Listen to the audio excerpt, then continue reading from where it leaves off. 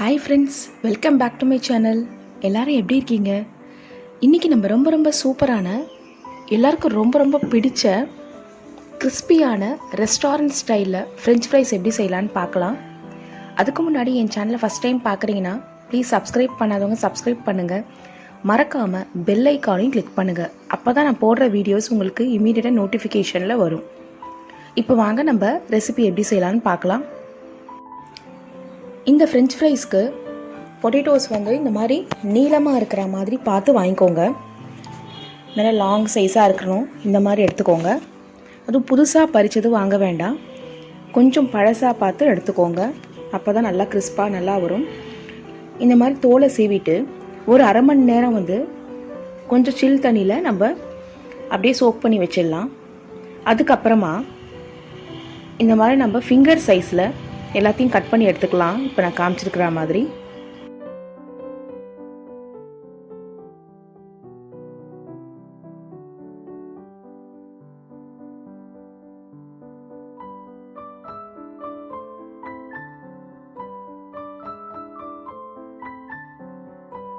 இப்போ நம்ம எல்லாத்தையும் கட் பண்ணிட்டோம். இது ஜஸ்ட் ஒன் டைம் வந்து நம்ம வாஷ் பண்ணிக்கலாம்.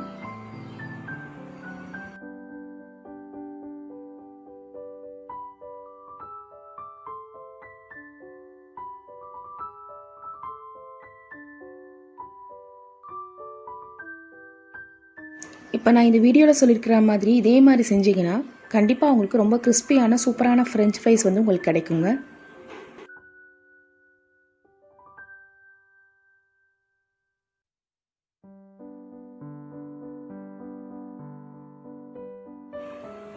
இப்போ எல்லாத்தையுமே நம்ம வாஷ் பண்ணி எடுத்தாச்சு.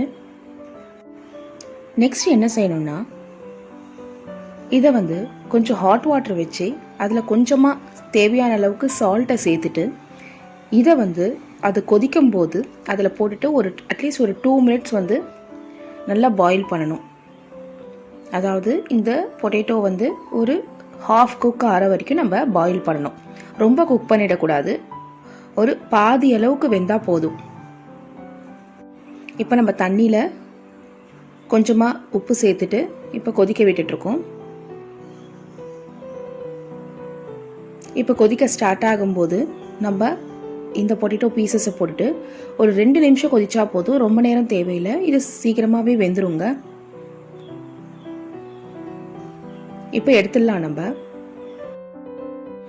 நம்ம இது என்ன செய்யணும்னா, ஒரு காட்டன் துணியில் அப்படி இல்லைன்னா டிஷ்யூவில் இந்த மாதிரி பரப்பி போட்டுடணும். ஸோ உங்களுக்கு ஈஸியாக ட்ரை ஆகிடும். இப்போ பாருங்கள், இந்த மாதிரி பாதி வெந்திருக்கணும் கண்டிப்பாக. இதை வந்து ஒரு 1/2 அன் ஹவர்லேருந்து 1 ஹவர் வந்து அப்படியே விட்டுடுங்க, கொஞ்சம் நல்லா வந்து ட்ரை ஆகட்டும்.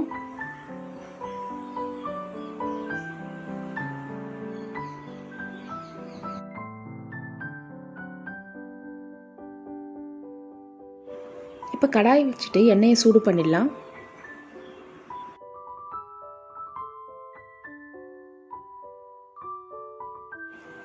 எண்ணெய் வந்து நல்லா ஹீட் ஆகணும்.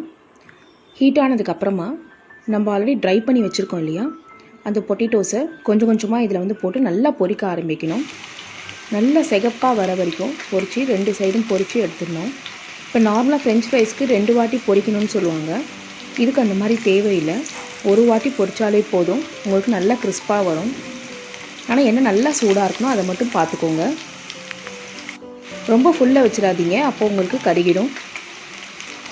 கொஞ்சம் மீடியம் ஃப்ளேமில் வச்சுக்கிட்டு நல்லா பொரிச்சு எடுங்க.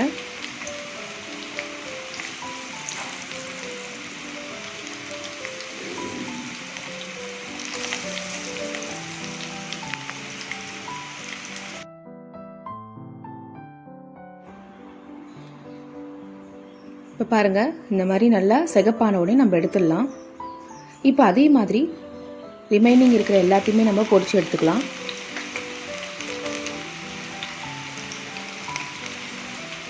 நம்ம ஆல்ரெடி வந்து ஹாஃப் பாயில் பண்ணதுனால உங்களுக்கு ஈஸியாக கிறிஸ்பியாக உங்களுக்கு நல்லா ரெடி ஆகிடும். இது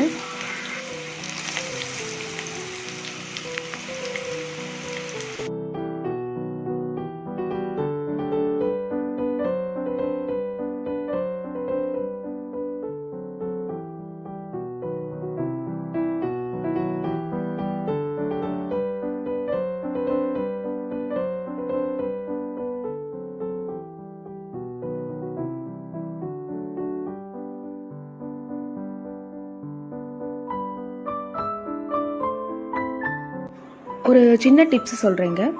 இப்போ இந்த மாதிரி இதில் வந்து நம்ம எதுவுமே சேர்க்கலை. டைரெக்டாக வந்து நம்ம ட்ரை பண்ண பொட்டேட்டோஸை சால்ட் மட்டும் தான் சேர்த்து நம்ம இப்போ ஃப்ரை பண்ணிக்கிட்டு இருக்கோம். இதுக்கு பதிலாக நீங்கள் ட்ரை பண்ண பொட்டேட்டோஸ் மேலே ஒரு பிஞ்ச் பேக்கிங் சோடாவும் தேவையான அளவுக்கு உப்பு நம்ம ஆல்ரெடி சேர்த்துருக்கோம். ஸோ வேணால் ஒரு பிஞ்ச் இன்னும் கொஞ்சம் உப்பு சேர்த்துக்கலாம். இது கூட ஒரு 1/2 1 டீஸ்பூன் வந்து அரிசி மாவு, நீங்கள் எடுத்துருக்க பொட்டேட்டோஸ் தகுந்த மாதிரி அரிசி மாவு சேர்த்துக்கிட்டு நல்லா குலுக்கிட்டு அதுக்கப்புறம் பொரிச்சிங்கன்னா அந்த டேஸ்ட்டும் வந்து சூப்பராக இருக்குங்க. ட்ரை பண்ணி பாருங்கள் அந்த மாதிரி கூட. இப்போ நல்லா கிறிஸ்பியாக ரெடி ஆகிடுச்சு. இப்போ நம்ம இதை எடுத்துடலாம்.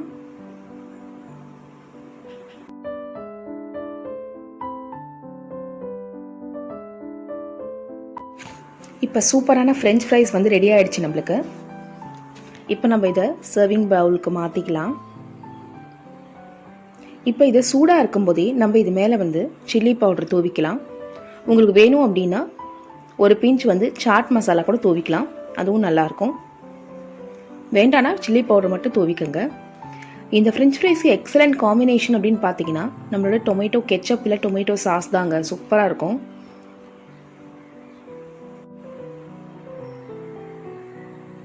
பாருங்கள் எவ்வளோ கிறிஸ்பியான சூப்பரான ஃப்ரெஞ்ச் ஃப்ரைஸ் வந்து நம்மளுக்கு ரெடி ஆகிடுச்சு.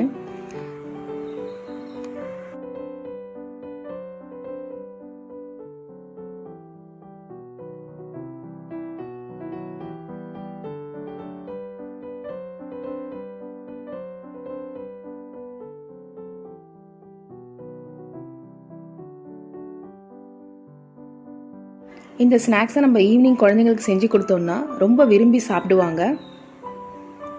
நீங்களும் இந்த ஃப்ரெஞ்ச் ஃப்ரைஸை வீட்டில் ட்ரை பண்ணி பார்த்துட்டு எப்படி இருந்ததுன்னு கமெண்ட் பாக்ஸில் சொல்லுங்கள்.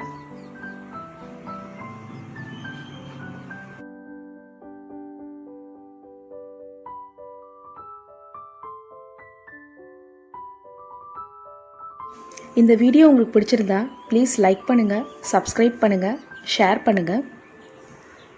ஹெல்த்தியாக சாப்பிடுங்க, ஆரோக்கியமாக இருங்க.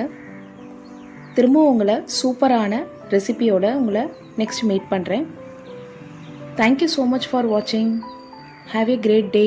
பாய்.